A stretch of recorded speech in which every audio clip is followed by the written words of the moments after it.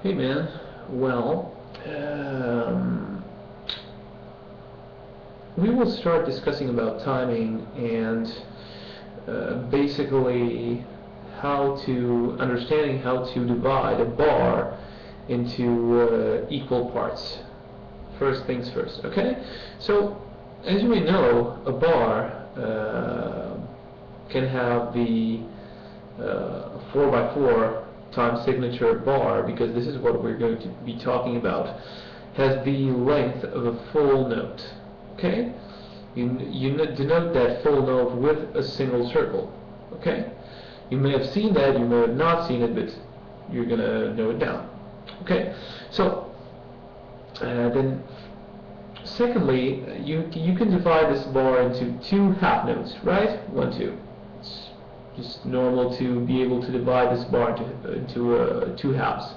They will be depicted as little circles with a little stick. Okay? You've got two of those. Two of those make up one whole note, so just a little circle. Okay? If you put them together, their length is going to be covering a whole 4x4 bar. Okay? So we're going to be doing the following little exercise. I'm going to set the metronome to, let's say, 60 beats per minute. Okay? And we're going to have a 4x4 time signature, so we're going to count 1, 2, 3, 4. 1, 2, 3, 4. Okay? The next rhythmic subdivision that I was going to talk about would be the quarter note. As you may have guessed, there are 4 quarter notes into a bar, right? So when you see a 4/4, that means that you have 4 quarter notes, right? And that's 4x4 time signature. You count it like this: 2, 3, 4. 1, 2, 3, 4. Okay? Now, if I want to play only half notes over the 4x4 time signature, I'm going to count 1, 2, but a half will have 2 quarters each. Okay? So it's going to go like this: 2, 1, 2, 1, 2. Okay? And if you want to have a whole note, you're just going to count 1. Okay? Like this: 1, 1.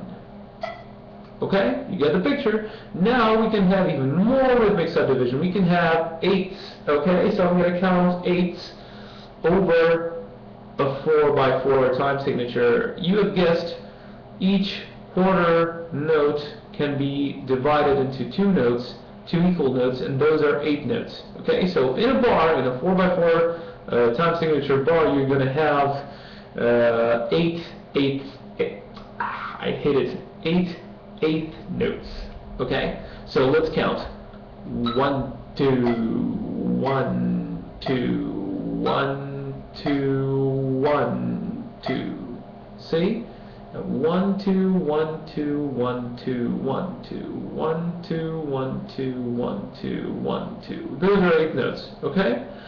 Now we can have 16th notes. In a 4x4 time signature bar, we can have 16th notes. Okay? Let's count: 2, 3, 4, 1, 2, 3, 4, 1. Oops, it's not correct.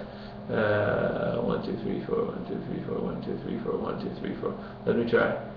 2, 3, 4, 1, 2, 3, 4, 1, 2, 3, 4, 1, 2, 3, 4, 1, 2, 3, 4, 1, 2, 3, 4, 1, 2, 3, 4, 1, 2, 3, 4, 1, 2, 3, 4, 1, 2, 3, 4, 1, 2, 3, 4, 1, 2, 3, 4, 1, 2, 3, 4, 1, 2, 3, 4, 1, 2, 3, 4, 1, 2, 3, 4. Okay? So, as you may have noticed, we have 4 notes on each beat of the bar. So, instead of playing 1, 2, 3, 4, that would have meant we would have played quarter notes. We play 4 16th notes on each, instead of each quarter note. And you may have noticed we can have 1, 2, 3, 4, 1, 2, 3, 4, 1, 2, 3, 4, 1, 2, 3, 4. That makes 16th notes. Now these are binary subdivisions. That means that they can all be divided by 2. Okay? We can have ternary rhythmic subdivision that means that they can be divided by 3. So now we can add actually what we do, we add 3 equal notes over each beat of the bar. So in the case of a 4x4 time signature bar, we have 3 notes over each beat, right? So we have 1 2 3 1 2 3 1 2 3 1 2 3 1 2 3 1 2 3 1 2 3 1 2 3. Okay, let's hear it. 2 3 1 2 3 1 2 3 1 2 3 1 2 3 1 2 3 1 2 3 1 2 3. Okay? In that case, we can have a 4x4 time signature, but we play 3 notes over each beat. We can also play 6 notes over each beat, and that means that we're playing sextuplets, and the first time we were playing triplets. I don't know if I can do it with my voice at this tempo. I'm gonna try a slower tempo.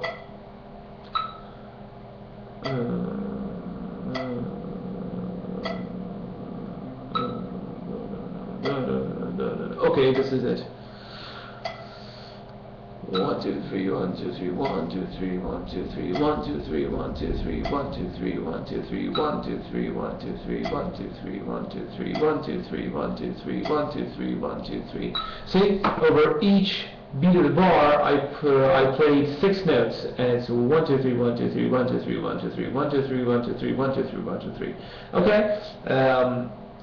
All these are being sung with using my voice, but in actual music, you're going to hear a lot of these subdivisions under a lot of forms, combined between them having breaks. Because, for instance, you can encounter, well, this is actually the way that phrases are being built. Rhythmic subdivisions having various breaks between them. If you want a mathematical approach which breaks things down into a really I don't know, cold-hearted manner, this is what phrasing really is. Knowing where to place breaks and how to use rhythmic subdivisions, and of course spiced up with other techniques such as bends, vibratos, slides, pitch harmonics, and of course execution techniques such as legato, tapping, alternate picking, sweep picking, and all that kind of stuff. That makes up the phrases. So enough blah blah. You hopefully understood the stuff behind all of this, and I want you to apply it in the lesson that I'm going to post in this thread. Try to play it slowly and understand the rhythmic subdivisions in there. Okay? It's also going to build your alternate picking technique. Okay? So take it easy, play it slow, because our interest is for you to 1. Understand the rhythmic subdivision theory behind the lesson, and 2, get your alternate picking chops together. Okay? Let me know if you have any questions. Cheers, man.